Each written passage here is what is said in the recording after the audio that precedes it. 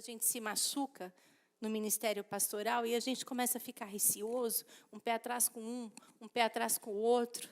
E minha casa tirou tudo isso das malas e abraçou essa família com o maior amor do mundo.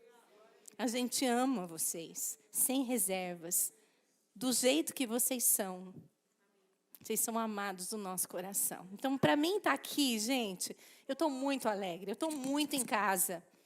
E eu quero dizer para vocês que esse culto começou no sábado à noite, lá em casa, quando Deus me visitou num sonho, que fazia muito tempo que eu não tinha uma experiência com Deus tão poderosa. Eu tenho experiências com Deus, mas essa foi de forma ímpar. E eu sei que Deus tem algo poderoso para fazer aqui nessa noite. E eu espero que a sua mente, os seus ouvidos, os seus olhos possam estar abertos para aquilo que Deus tem. Não é a despeito de mim, não é a despeito dessa casa, mas é a despeito de você. Deus tem algo com você nessa noite. E Ele quer que você saia daqui de uma maneira diferente. Ele quer que, através do conhecimento da palavra, estruturas na sua mente possam ser quebradas, até aquelas que você nunca identificou. Mas hoje, pelo poder do nome do Senhor e pela liberação da palavra que vem dele, você vai sair daqui liberta. E não só liberta, vai sair daqui abençoada, vai sair daqui para multiplicar na sua casa. Nossas casas serão curadas, nossa igreja será curada.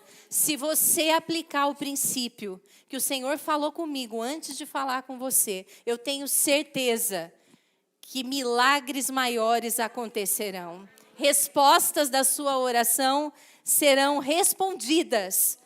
Se você cuidar de entender cada palavrinha que sair daqui hoje, então nós vamos orar, selando mais uma vez essa reunião. Você fecha seus olhos junto comigo. Pai amado e querido, Tu és o nosso paizinho, aquele que nós podemos correr, encontrar colo, encontrar abrigo, encontrar aquilo que a gente precisa para se levantar todos os dias. É para esse Deus que nós nos curvamos nessa noite. E nós te pedimos, Senhor, que à medida que a Tua palavra for proclamada, o Senhor vá além daquilo que os nossos olhos possam ver. E eu te peço desde já, que toda mente aqui seja levada cativa à presença do Teu senhorio. Que os nossos olhos, que os nossos ouvidos, o nosso coração, eles possam estar abertos para a palavra que o Senhor tem preparado para nós hoje à noite. Senhor, deixa de ser aberta e passa a ser o próprio Deus. Senhor, que essas mulheres não me enxerguem, nem as cores que eu estou, por mais berrantes que elas sejam. Senhor, eu quero que a Tua presença invada este lugar. Que seja um culto poderoso para o Teu nome, mas principalmente para salvar, para libertar e para destruir sofismas, para a honra e glória do Teu nome. Amém? Gente, honra. Fala comigo, honra. Mais forte, honra. Essa semana, para quem não me conhece, eu sou a Roberta, sou esposa do pastor Josimar. Tenho 25 anos de casado e tenho 2 filhos, a Isabelle, que tem 23, faz 24 agora, dia 30 de dezembro, e o João Vitor, que tem 20. A Isabelle terminou a faculdade de odontologia na Mandic e, por causa da pandemia, já engatou no mestrado. E essa semana ela chegou em casa falando para mim o seguinte: mãe, semana de mestrado, eu passei por uma luta muito grande na faculdade. O professor abriu a aula falando sobre fé. Veja, o curso era de ozonioterapia. E o professor abriu a aula, falando sobre fé. E ele dizia assim aos alunos: o que a gente vai fazer se uma pessoa acredita que Jesus morreu, que Ele ressuscitou, que Ele está vivo e ainda virá de novo? Não tem o que fazer com gente louca. Ela já fechou o coração. No intervalo da aula, eles almoçam na faculdade. Ela era a mais nova da turma desse curso de ozônio.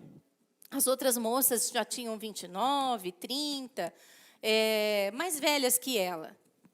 E o assunto virou em torno da mãe, da figura da mãe na vida dessas mulheres. E a Belle chegou em casa me contando: mãe, o que eu ouvi hoje não me permitiu nem entender a aula à tarde. Eu fiquei tão indignada. E aquelas mulheres, já com as suas profissões estabelecidas, se pagando, já saindo da sua casa, tendo casa própria, morando com o namorado, começaram a tecer comentários sobre a mãe, completamente negativo. E essas mulheres começaram a falar: mãe tem inveja da gente. Sabe por quê? Porque quando a gente fica nova, elas ficam velhas, aí elas querem ser aquilo que a gente é. Mãe, a minha mãe olha para o meu namorado. Era conversa. Mãe, Deus me livre, é assim, ó. Elas querem controlar a gente de forma financeira. Se elas tiverem o controle financeiro, é aquilo que elas querem, nos controlar. Então, a gente precisa correr. Gente, estão ouvindo, né? Porque, para mim, ainda é estranho.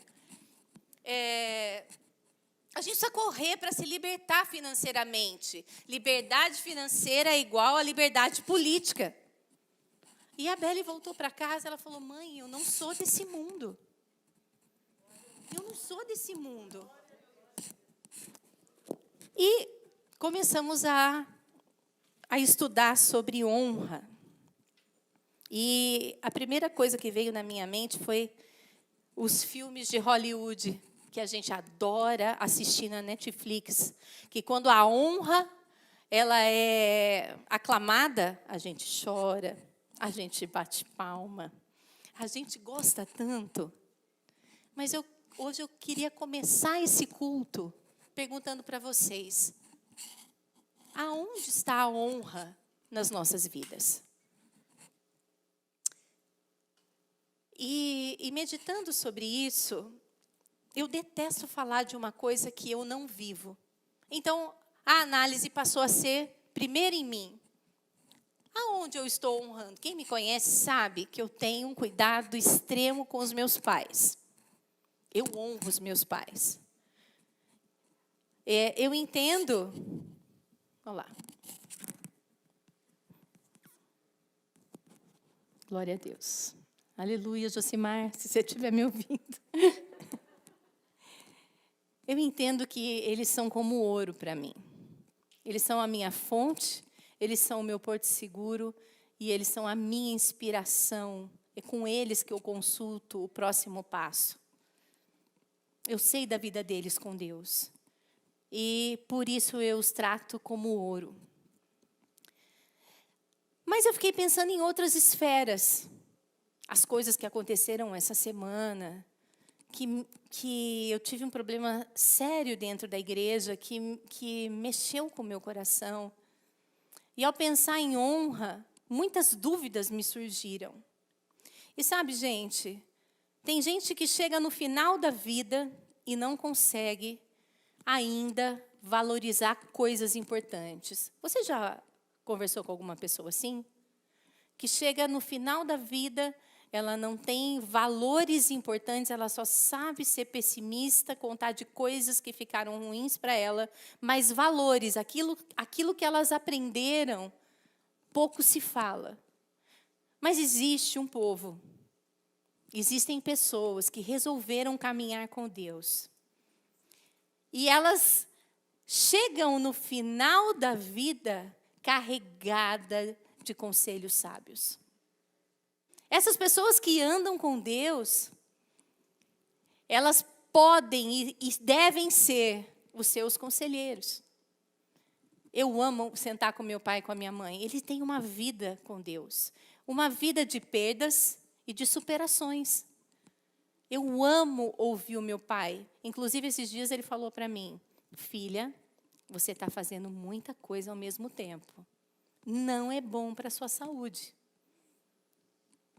E realmente, eu entrei em vários projetos, todos dependentes de mim, e fui levar meu cachorrinho dar uma volta no condomínio. Achei que eu tinha colocado a coleira nele e não coloquei. E eu andei com a coleira e ele do meu lado. Quando o Josi chegou, ele falou, o que você está fazendo? Ué, vou dar uma volta com o Bento. Ele, aonde? Olha a coleira que não está presa no cachorro. Está meio assim a minha vida esses dias. E meu pai me disse, filha, está demais. Não precisa. De qualquer forma vai chegar. Mas você precisa chegar bem. Eu sei que quando eu converso com a Dev e o Larry, que são as pessoas que eu converso sobre as minhas dores, sobre as dores ministeriais, apesar da barreira da língua, a gente sempre tem alguém que interpreta para nós. E quando o Josi fala com o Larry sobre as dores da alma dele no ministério, o Larry diz assim, Josi, você já morreu. Mortos não sentem nada. É só uma frase que mexe com você o ano inteiro. Essa é a sabedoria que vem de Deus quando uma pessoa passa a vida inteira andando com Ele. Poucas palavras, muitos significados. É profundo o que eles falam. E está aqui. Eu queria pedir para você abrir a Bíblia em 2 João 1:8. João é um homem assim. Ele está mais ou menos com 90 anos quando ele escreve esse versículo. Acharam? Amém ou misericórdia?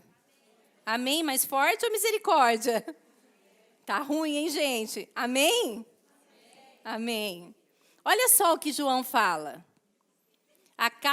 Acautelai-vos, para não perderes aquilo que tens realizado com esforço, mas para receberes completo galardão. Eu sei que tem algumas versões que mudam um pouquinho, mas veja, acautelai-vos. É a primeira instrução que João fala para mim e para você. Aí você vê uma pessoa do seu lado, correndo para baixo e para cima. Ela devia estar aqui ouvindo essa mensagem. Meu marido devia estar aqui. Ele devia ouvir isso. Acautelai-vos. A mensagem não é para ninguém que não está aqui. Ela é para mim e para você. Então, hoje eu queria que você usasse o seu nome, o seu substantivo próprio e dizer a você mesmo. Acautela, Roberta. Vamos lá? Põe seu nome. Acautela, Roberta. É isso que o João está te falando hoje à noite. Mas a próxima frase fala assim, olha, para você não perder aquilo que você tem realizado com esforço. Ela é negativa, né, essa frase. Está te dizendo que você pode perder tudo aquilo que você está construindo. E ele termina falando assim, mas para você receber completo galardão. Essa frase é super positiva. Uma frase que está te dizendo que você vai receber recompensa. Gente, olha só. Eu fiquei pensando, quando eu li, completo galardão. Quando a gente fala assim, cuidado para você não perder aquilo que você tem realizado, você precisa entender que a vida cristã não é uma vida de corrida. Ela é uma vida de perseverança. Muito mais vale como você termina do que como você começa. E tem muita gente que começa muito bem, mas termina a carreira dando mau testemunho e você pergunta onde está Deus na vida dessa pessoa. Então, existe aqui uma chave de sabedoria. Viver para Deus é manter uma perseverança em o quê? Princípios. Em obedecer os princípios que Ele tem deixado para você. Essa vida de perseverança vai fazer com que você receba um completo galardão.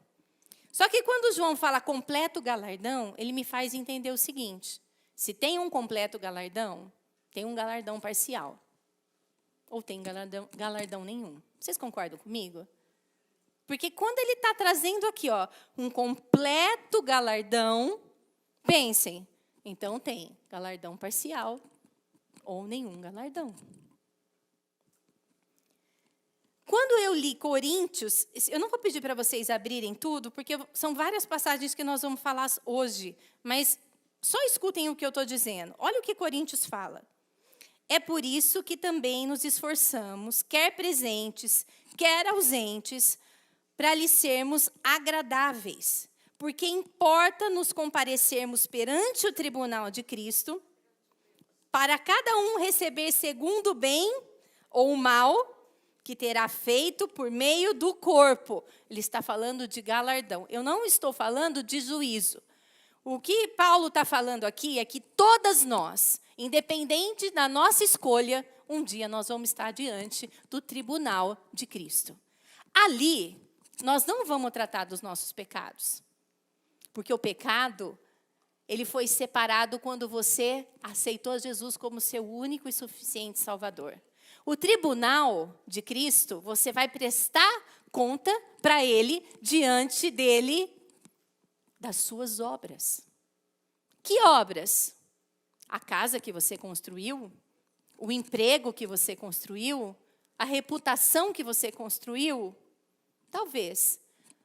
Mas aquilo que é perecível, aquilo que é terreno, fica para trás. E perante o justo juiz, ele vai olhar a sua vida, ele vai olhar os seus pensamentos, ele vai olhar as suas atitudes, ele vai olhar as suas intenções e por isso você vai ser julgada. Aí aqui, galardão completo, galardão parcial ou nenhum galardão. O que quer dizer isso? Ou você, pelas suas atitudes, que foi te dada a oportunidade de vivê-las aqui, vai eternamente viver ao lado de Cristo, ali, coladinha com Ele, juntinha do papai. Ou isso vai te distanciar? Prestem atenção. Quando João diz, acautelai-vos para que não percas, é exatamente sobre esse dia que ele está dizendo. O dia que você vai estar perante um tribunal de justiça. E presta atenção, quem aqui já foi numa audiência? Quem não foi? Gente, ir para a audiência é a coisa mais difícil da vida da gente. Você vai estar sobre uma pessoa que você não conhece, julgando a tua causa. E ela pode ser injusta com você. Você não sabe qual vai ser o parecer dela, mesmo ela tendo uma lei, porque a lei é interpretativa. Mas nesse dia, diante do justo juiz, ele vai te dar um veredito eterno. Não tem emenda, não tem recurso, não cabe mais nada. Dói, né, de pensar? Eu fico pensando que isso pode ser amanhã. Como é que está a minha vida hoje? Mas também já percorreram 50 anos. E sobre esses 50 anos, ele também vai fazer revista. Então, hoje é dia de mudança. Mas a Bíblia também fala sobre uma segunda recompensa. Porque, veja, se você passa pelo tribunal, você foi aprovado, você tem uma recompensa. Se você não foi tão aprovado, meia recompensa. Isso se chama galardão. Porém, além desse tribunal espiritual, Provérbios diz que os justos também serão recompensados na terra. De que forma? De que forma eu e você somos recompensadas na terra? Pelas nossas atitudes também. E que atitudes? Quando eu escolho obedecer os preceitos que estão aqui, na palavra do Senhor, Ele me recompensa. Gente, Deus ama dar presentes. Ele é galardoador. Você vai ter presentes espirituais no que está por vir, mas aqui nessa terra, você pode sim receber recompensas ou não, se você não seguir os preceitos que estão aqui. De uma forma muito didática, eu quero te dizer que quando você aceitou Jesus como seu único e suficiente Salvador, você passou a ser parte de um reino. o reino de Deus. É esse que a gente proclama aqui hoje à noite. E quando você sai para o seu trabalho, você fala dele. Só que dentro desse reino, ele é um reino extremamente organizado, de uma hierarquia e com leis. Leis muito sérias, que você nunca vai poder dizer para o Senhor, o dia que você sentar diante dele, eu não sabia. Porque hoje você está sabendo. Recompensas inteiras, né? Um galardão completo. Recompensas parciais e nenhuma recompensa. Como a gente sabe disso? Quando Jesus veio aqui para a Terra, para ele andar com a gente, andar com os humanos, ele ficou modelando uma lei. Uma lei que faz parte desse reino que nós aceitamos viver. Eu sei que para nós, ocidentais, isso é muito mais difícil de entender do que os orientais. Quando você está sujeito a um sistema de monarquia, é tudo mais fácil você entender a honra, você entender a hierarquia, porque está incrustado no dia a dia da pessoa. O dia que eu pus o pé na Inglaterra para pregar com Josi, gente, eu não precisava ter orado milhares de vezes. Eu pus o pé ali, falei, Josi, aqui tem honra. As pessoas respiram honra, porque existe a rainha, porque existe todo aquele atributo que se faz à realeza, aquela corte. As pessoas estão acostumadas com a honra. Nós vivemos no presidencialismo, numa democracia, que todo mundo acha que é relativo a você, o que você pensa. Então, a gente vive numa liberdade que impede a gente entender esse reino de Deus. Mas ele existe. E ele é mais real do que aquilo que você vê. Quando Jesus veio, ele começou a modelar. Ele começou a explicar para nós que tipo de lei que é essa, que a gente precisa exercer, para que no grande dia, ou mesmo aqui na terra, ele nos presentear. Então, se você abrir Marcos 6, não precisa, mas eu quero te contar essa história. Jesus entra em Nazaré. É sábado, o culto estava cheio. Ele entra, está lá todos os mestres da lei, os fariseus, ele entra, ele pega o pergaminho, ele lê Isaías, e o Espírito de Deus me ungiu para levar, alguém sabe esse versículo? A quem? Aos quebrantados. O que mais que está escrito em Isaías? Aos abatidos. E ele fala assim, ele fecha o pergaminho e diz, hoje essa palavra se cumpriu. Em Nazaré, que estava esperando o Messias. Eles estavam esperando o Rei dos Reis. Entra Jesus, com todos os homens que estavam à parte da sociedade, andava com prostituta, a fama dele correu. E aí as pessoas falaram assim, ele está dizendo que é o Rei dos Reis? O cara que tomou lanche com meu filho. O marceneiro que entrou na minha cozinha e fez o meu armário. Ele não é filho de Maria, de José? Ele é o Rei dos Reis? Eles acharam um absurdo. E não receberam Jesus com a honra. Fale comigo, honra. Mais uma vez, honra que lhe era devida. O que aconteceu? Quando você lê Marcos 6, está escrito, ele foi impedido de fazer a obra que ele veio fazer. Gente, impedido por quê? Se ele é o Rei dos Reis, se ele é o Senhor dos Senhores, carregado do Espírito de Deus, aonde ele passava era milagre, era prodígio, era maravilha, por que ele foi impedido? Na sua casa você vai ler que os versículos acima mostram que não só eles renegaram, como o princípio da honra foi negligenciado. E aquele povo de Nazaré, onde ele nasceu, que aguardava o Messias, não pôde receber aquilo que eles esperavam. Então eu tenho uma notícia para você. Muitas vezes aquilo que você espera não vem no pacote embrulhado como você pensou. Pode vir de terninho de onça. Mas Deus tem. Deus tem algo para fazer. E a gente vive estereotipando as coisas. Nós não estamos esperando a segunda vinda de Jesus? A Bíblia diz que vai ser como um relâmpago que nasce no Ocidente e que morre no Oriente. Assim será a vinda do Filho do Homem. Se ele não vier num relâmpago, você não vai entender que é Jesus? Existem coisas que a gente cria na nossa cabeça. E aí a gente age por causa desse elemento. Essa imagem que a gente criou. E deixa de receber. O povo de Nazaré. A Bíblia diz que ele pôde tocar em alguns. Foram milagres assim. Curou uma dor de cabeça, curou uma artrite, mas o povo não recebeu por completo, recebeu de forma parcial. Fala comigo, forma parcial.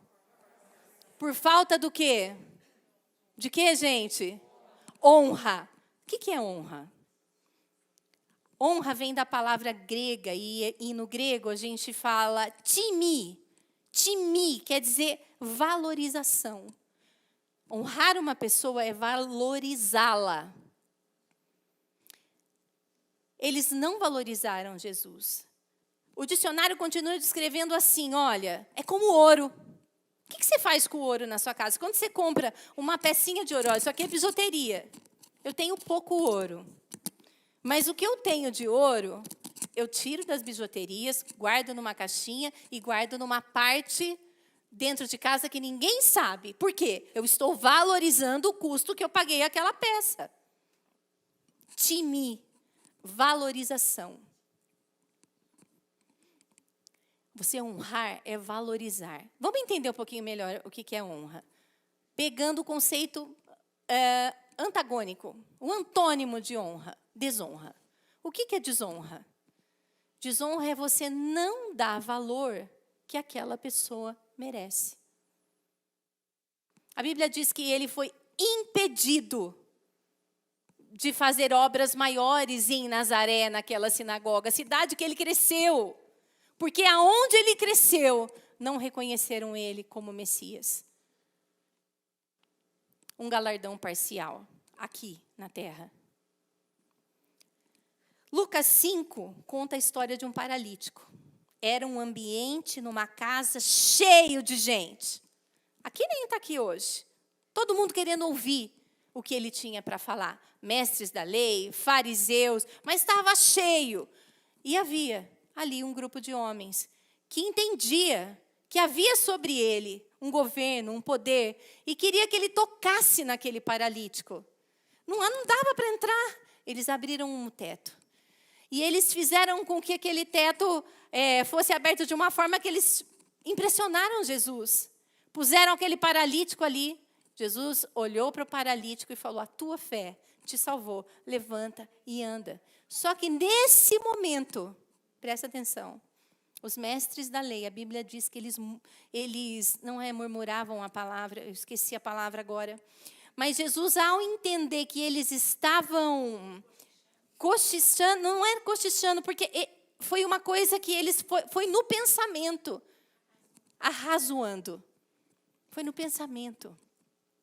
Jesus começou a olhar o olhar de reprovação daqueles homens, todos dotados de tanto conhecimento, e a Bíblia diz que eles não receberam galardão nenhum, porque pela desonra, não valorizaram Jesus como ele deveria ser valorizado. Então, vamos lá. Nós tivemos um exemplo de recompensa parcial, de nenhuma recompensa. E Mateus 8 conta a história de um centurião. Quando eu fui ler essa história de novo, ela se transformou. Já li várias vezes, mas presta atenção. Jesus entra numa cidade e dá de frente com esse centurião. O centurião é um chefe de uma guarda, poderoso, que responde. A guarda romana tinha invadido Israel, domínio deles. Jesus entra na cidade, um israelita, marceneiro. Esse guarda poderoso que respondia por 100 dos soldados, ele olha Jesus e fala, Jesus, eu preciso que você vá na minha casa. Eu tenho um servo doente.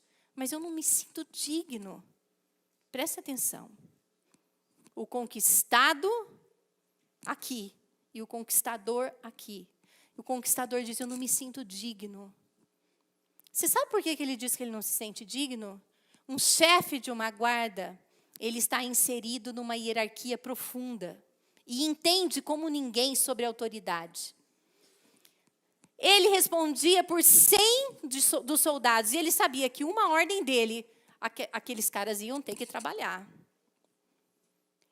Ele reconheceu Jesus e a autoridade de Jesus. Ele falou, não tenho como te receber em casa, mas eu sei que uma ordem que você der agora, meu servo vai ser curado. Jesus, ai, olha, estou arrepiada. Mas Jesus, na hora, ficou tão encantado com a fé daquele homem romano. Um romano. Reconheceu a autoridade. E imediatamente o servo dele foi curado.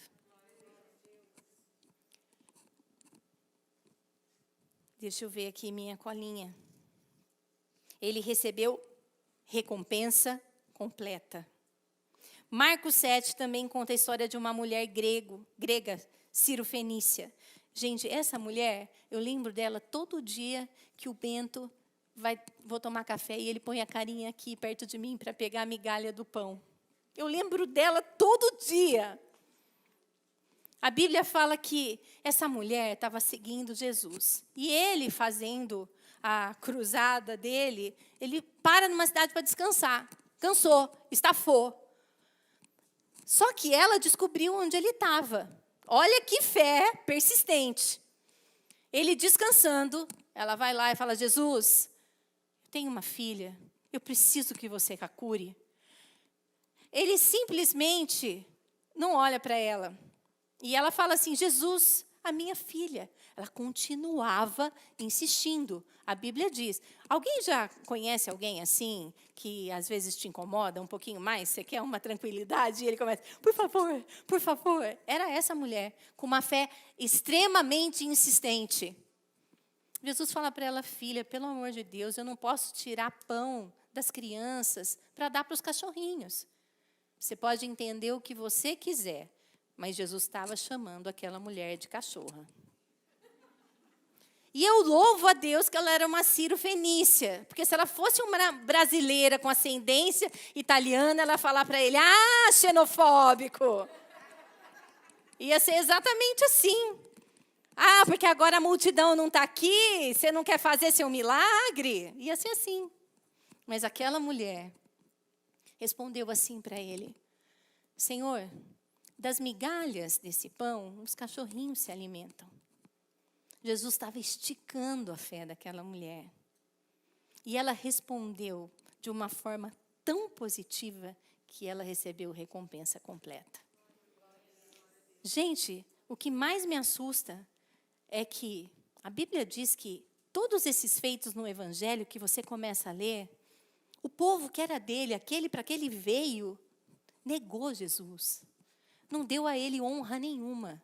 Mas ele encontra pessoas que não eram do seu arraial. O romano, a Ciro Fenícia, e dão a ele a honra que ele merecia.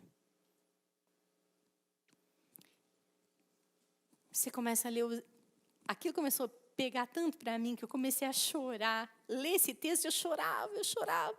Fui estudar domingo para falar com vocês, porque eu falei, eu não tenho como apresentar uma palavra se ela não for excelente, eu tenho que ter estudo.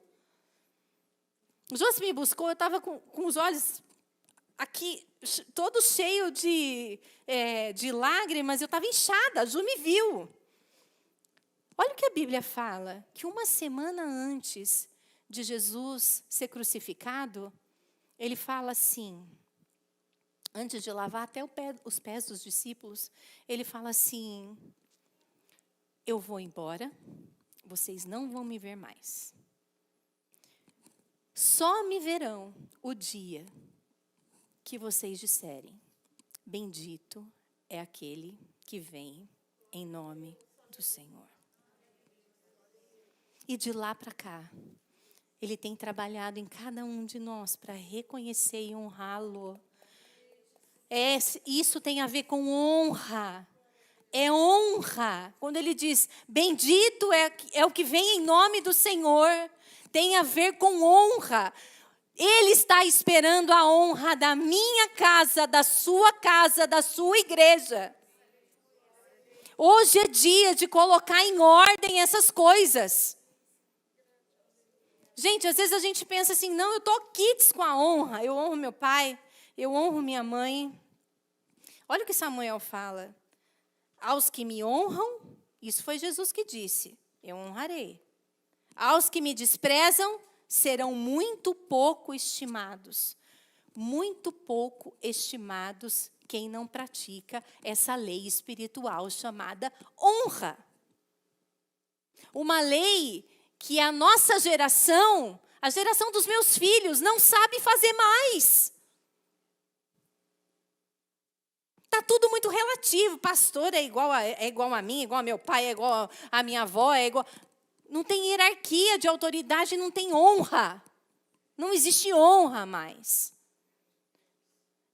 E o Espírito de Deus me disse assim, eu te fiz mulher, porque você é transmissora. Transmissora de geração, para gerações, de valores. Você é uma transmissora de valores. Se a honra for uma lei espiritual para você, os seus filhos vão saber, e eles vão praticar. Existe recompensa na honra. Você receberá, seus filhos receberão, a sua descendência receberá. Mas se você desprezará qualquer tipo de honra, desprezar qualquer tipo de honra, você vai ser tratado como pouco estimado. Eu fiquei pensando, o que seria pouco estimado? Quando você não gosta muito de uma pessoa, ela fez alguma coisa para você, e você a tinha numa autoestima, ela faz uma coisa para você e fala, caiu. Aí ela faz outra para você, caiu. Eu a amo, mas a minha estima, o que acontece? Quando você ama, você se preocupa com o problema do outro. Eu sou assim, gente. Eu trago as minhas amigas para perto de mim, os problemas delas são os meus problemas. Elas choram, eu choro. Elas lutam, eu luto. Eu arrumo um jeito de ajudar. Eu sou amiga, sim. É desse jeito que eu sou. Mas quando começa a me não corresponder, faz uma, você faz continua amando, Jesus mandou. Faz duas, mas a estima passa a ser pouca. E o que acontece? Você acaba meio que se desinteressando pelo que acontece com essa pessoa. É assim que Jesus está falando. Que quando não houver honra, haverá pouca estima.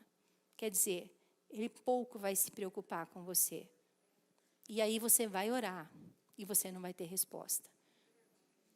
E existem pessoas aqui nesse auditório que têm perguntado ao Senhor, por que você não me responde?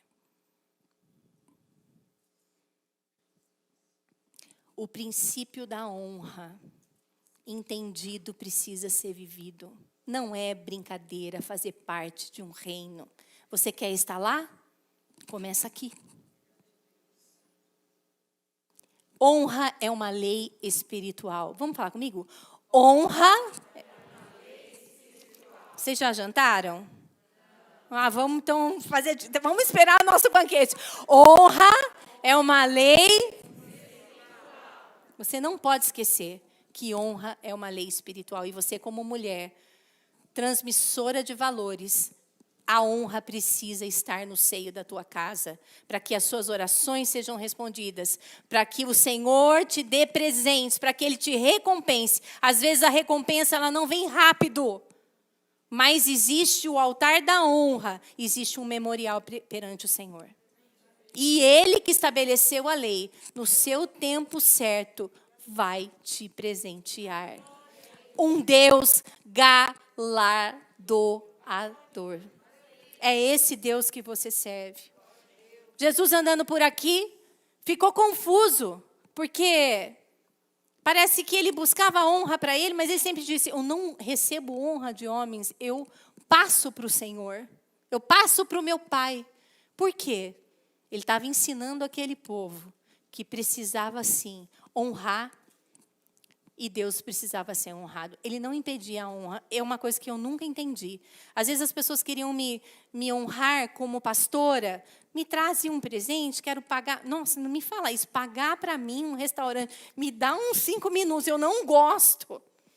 Quando eu estava estudando aqui, Deus me disse, quando você se nega a receber, você está impedindo o povo de obedecer e receber aquilo que a honra pode trazer. A honra é ensinada.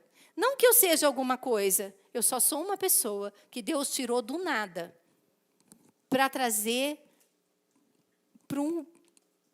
para ser uma voz para as mulheres.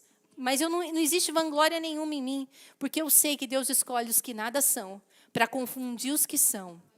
E eu estou aqui debaixo dessa palavra, debaixo dessa obediência. E ao modelar a honra, Deus disse assim em Mateus 10, 41, 42. Quem recebe um profeta, porque ele é profeta, receberá a recompensa de um profeta. Quem recebe um justo, porque é justo, receberá a recompensa de um justo. Quem recebe, quem tiver, gente, que seja um copo que seja um copo de água aos pequeninos, em verdade vos digo que de modo algum perderá seu galardão. Você entende o que Jesus está falando aqui? Ele está modelando a quem você vai honrar. Veja, ele estava falando para um povo que não era o povo do Antigo Testamento. Ele estava falando para um povo que conhecia as leis do Antigo Testamento. Então, quem falava no Antigo Testamento com o povo? Os profetas. Maior autoridade. Quem recebe um profeta como um profeta, honra de profeta. Agora, veja, isso é para você fazer. Uma vez uma profeta foi em casa, ela falou assim para mim, me honra. Porque quem recebe um profeta com a honra de profeta vai ser honrado. O que o Senhor está ensinando não é isso. Não é eu pedir para ser honrada, mas é eu honrar para ser recompensada. Profeta, toda autoridade precisa ser honrada. Que autoridade? Civil, pode engolir seco, mas é civil. Autoridade dentro da escola. Olha para você ver hoje quantas notícias que a gente tem de aluno até matando o professor. Por quê, gente? Porque na casa dessa pessoa a honra não foi cultivada e nem ensinada. Quem você tem que honrar? Todas essas esferas, autoridade, seu pastor, seu líder, seus pais, mas seus amigos, os justos, iguais, a sua linha de iguais. Honre seus amigos, seus filhos, que estão sobre a sua jurisdição, seus funcionários, pessoas que te servem no posto, num restaurante. A honra é um estilo de vida e ela abre porta para você. Se você não praticar, você vai deixar de receber. Se você praticar mais ou menos para quem você acha que você tem que dar honra, você vai receber metade da sua recompensa. Mas se você entender que o Senhor Jesus já modelou isso para você, e a honra tem que ser um estilo de vida para você, você vai receber recompensa completa. Não só você, seus filhos e toda a sua descendência. Agora preste atenção. Quando Jesus pediu para você honrar cada uma dessas pessoas, ele nunca disse para você, honre autoridades boas. Honre se seu pai for bom. Honre seus filhos se eles forem super bons. É lógico que a gente recompensa eles conforme aquilo que eles fazem, né? Porque a gente está criando filho, não um problema. Mas honra. Honra. Honra as pessoas que te servem na sua casa. Olho no olho. Olho no olho é uma forma de você oferecer honra, carinho, um presente. Mas eu vou falar uma coisa para você. Nada disso vai valer se essa honra não nascer no seu coração. A honra tem que nascer no seu coração por causa do temor que você tem do Senhor.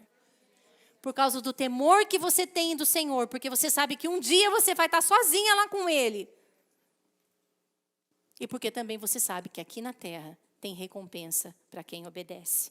Amém?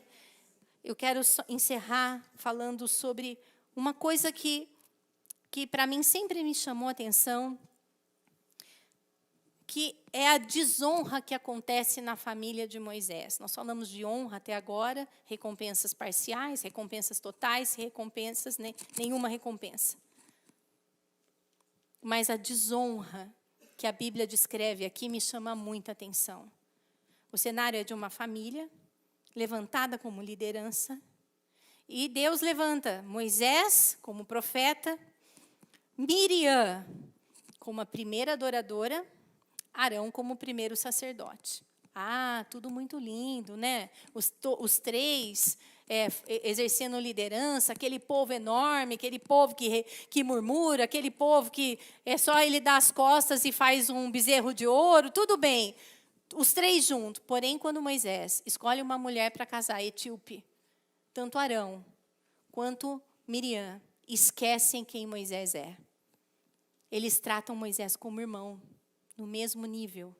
Mas havia uma autoridade estabelecida por Deus sobre a vida de Moisés. Deus não gostou disso. Chamou todos eles na tenda e disse para eles, é o seguinte, parem de falar. Aquilo que saiu de vocês me desagradou. Com Moisés, com vocês têm sonho, algumas orientações, mas com Moisés, eu falo, face a face. Respeite. Miriam, no mesmo momento, passou a ter lepra. Lepra era uma doença altamente contagiosa. Precisou ser tirada daquele meio, isolada. A lepra, ela leva a pessoa a deixar de ter sensações de toque, ela é também sensorial. Preste atenção. A desonra gera na nossa vida lepra. Se nós não praticamos a honra, nós praticamos a desonra. A lepra é consequência da desonra. A desonra nos coloca à parte. A desonra faz com que a gente deixe de sentir coisas. E é altamente contagiosa. Hoje à noite, eu quero orar por todas nós, na responsabilidade de transmissoras de conhecimento, de valores. Hoje uma palavra foi liberada para a sua vida e você vai sair daqui decidida a honrar em todas as esferas, porque é uma lei espiritual. Hoje você entendeu isso. Jesus veio aqui para te ensinar isso. Quer ir para o reino dos céus? Aprende aqui no reino da terra. Lei espiritual, honra, time, valorização. É aquilo que eu tenho como ouro, eu separo, é o melhor. E precisa nascer no coração. Se não for no coração, você pode ter certeza que o Senhor não aceita, porque Ele sonda, Ele conhece. E Ele não pode olhar para nós e dizer assim, eles só me adoram de lábios, mas o coração está longe de mim. Honre ao Senhor sobre todas as coisas. Honre todas as autoridades que estão na sua vida. Não permita falar delas. O Espírito de Deus se desagrada, porque toda autoridade foi estabelecida por Deus. Toma aí o freio da sua casa, põe pingo nos is e diz, aqui na minha casa, o Espírito da honra vai reinar. Porque eu e vocês reinaremos com Cristo. Amém? Fica de pé, querida. Põe a mão no seu coração. Pai, eu coloco cada uma dessas mulheres que representam lares, famílias, gerações na tua presença. Tua palavra foi pregada e eu quero te pedir que o ladrão das nossas vidas seja repreendido de roubar a semente que foi semeada nessa noite. Senhor, eu sei que se cada uma de nós entendemos o poder dessa lei espiritual, a nossa vida vai ser transformada. Vai ser recompensada, mas vai ser transformada. A nossa família vai ser transformada. A nossa igreja vai ser transformada. E quiçá esse país transformado. Senhor, nós somos mulheres, nós temos nos levantado como um exército.